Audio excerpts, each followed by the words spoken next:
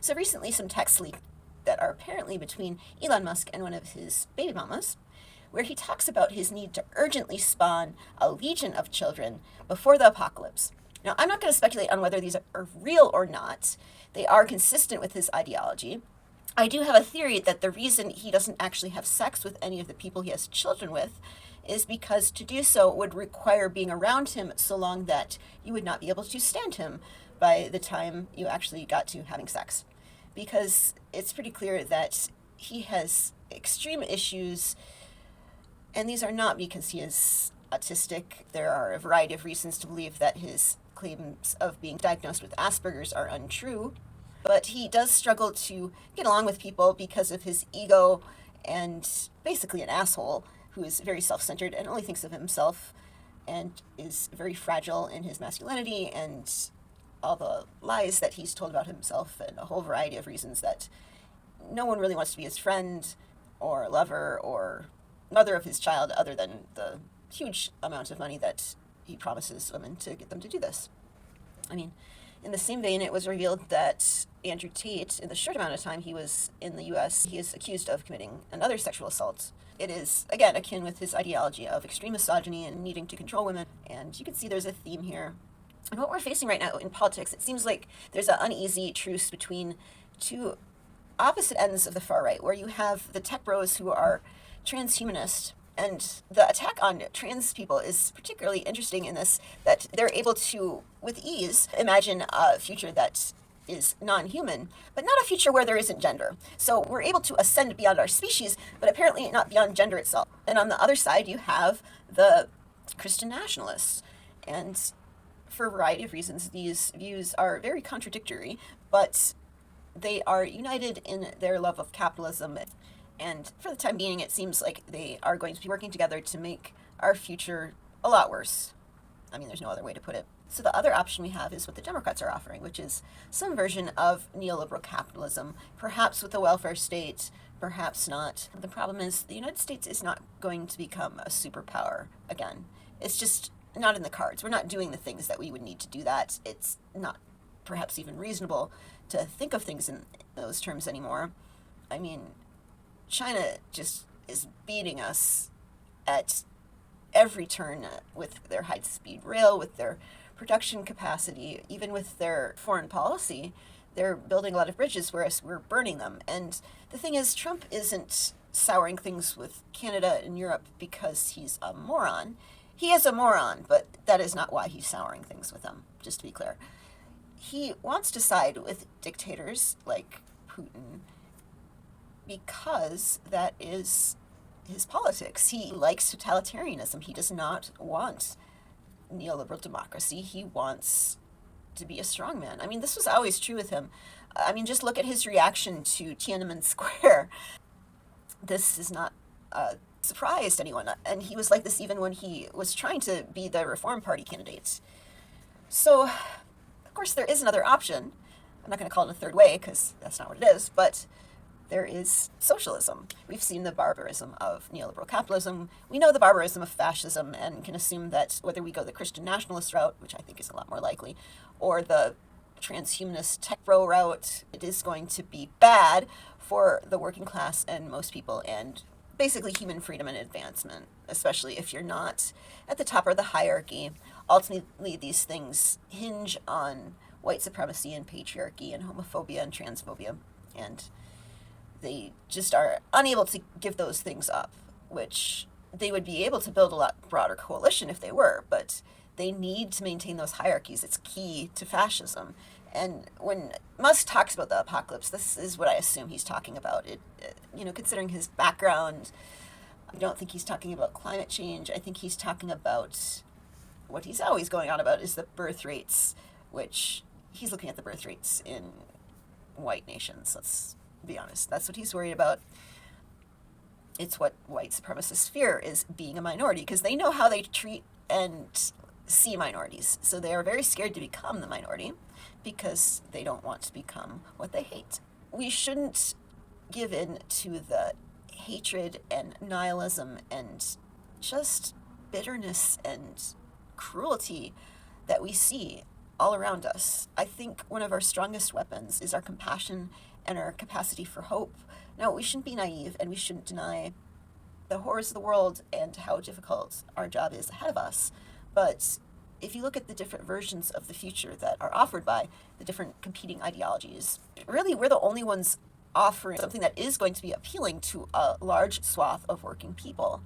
And I think that recent elections in human history has shown that people are a lot more likely to vote in terms of their economic interests rather than their concern for social justice or progressive domestic policies. And we offer that in spades, even if they are concerned about our acceptance of trans rights and abortion.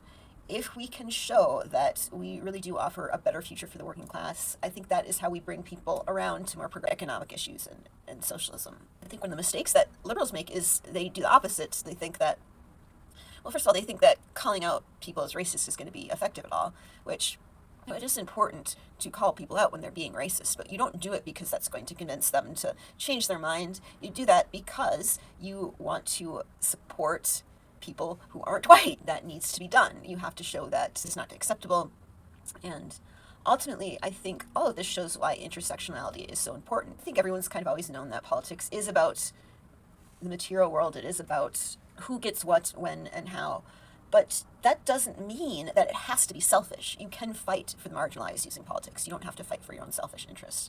And I really fear for our future when people are so doubtful that democracy can work or that we can actually advance civil rights and that people who don't benefit directly from the marginalized being treated as equals can care about that and fight for that. Because fascists definitely want us to doubt that democracy does work. And when neoliberalism demonstrates this, because we can't have true democracy without economic democracy, it feeds into what they need to achieve. And that's why capitalism will always tend towards fascism, especially in times of crisis, because capitalists are going to want to hold on to their power regardless of anything. They may give us concessions when things are good and when we behave, but when it comes down to it, they're going to use a very heavy hand to keep their money and power. That's how they got it. That's how they'll keep it if we allow them. But don't forget, workers always have the power.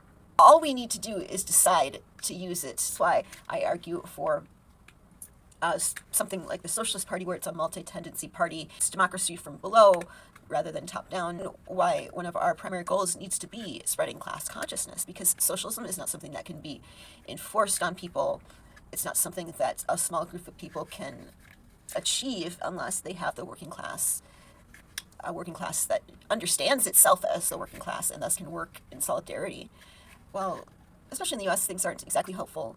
In the long term, I am very hopeful, at least for humanity itself. I don't know how the US is going to go, but because it's very hard to imagine a bright future under any of the alternatives, and we do honestly have the most appealing offer as far as the future, because it is one that has a solution to climate change. We don't need infinite growth if we're not capitalist. It's one that doesn't use divisions of gender and race and everything else that capitalists use to divide us.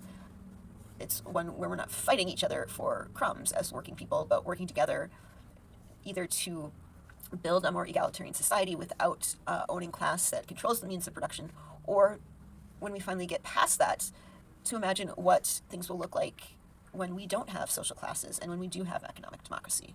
Because just because we get rid of capitalism doesn't mean that other forms of bigotry will go away. And socialism itself is, I mean, like all political ideologies, is very susceptible to cults of personality, and it is susceptible to nationalism, and obviously these are not the ways to go. And we see what happens when socialists are failing to account for our need to build a working class that works in solidarity across international borders. And when we buy into the myths of white supremacy and patriarchy and put bigotry above working class solidarity, because that's when we lose. But people are looking for something different. And I just don't think it's what Musk or Trump or Bannon or even Miller or any of, I mean, they are just weirdos. And, you know, I love weirdos, but they're not weird in a good way. They're weird in a selfish way. They're weird in a way that hurts people. They're weird in a way that hurts the future of humanity. And it's just not something I think is going to be widely appealing. That's why they rely on keeping people ignorant. That's why they have to burn books. That's why they have to just constantly lie. That's why they don't like a free media, and they need to control education. I mean, in the long run, they can't win, because to keep power, they have to keep such a stranglehold on all these things, like the truth and people's ability to think for themselves, women and all the minorities they hate. They have to keep all these things under wraps, or else everything falls apart. And I'm not saying that socialism is inevitable, especially not in the short term. We might not survive this. That's a distinct possibility. But if we are to survive, we need socialism, and I think the tendency is towards socialism because it is sustainable and it is the answer to a lot of these problems we keep hitting on as human beings over and over and over again. So if this is something you think about too a lot, I do encourage you to get active, and whatever you do, make sure that you're working with other people. Obviously, I'm going to suggest joining the Socialist Party if you agree with our statement of principles. If that's not really your bag, maybe look at the IWW or just local community groups. But as rough as things are, just doing a little bit to help really does make things seem a lot less dire. So if you're having trouble with coping with how things are, well, first of all, don't take advice from me, get psychological help. I'm not a mental health professional. But also make sure that you have something in your life where you are helping others, because that is something that it's really hard to live a meaningful life if you're not doing. And if I'm wrong, you could tell me later that you wasted all this time helping people get housing and you don't feel any better, and I'll apologize. But I don't think I'm wrong.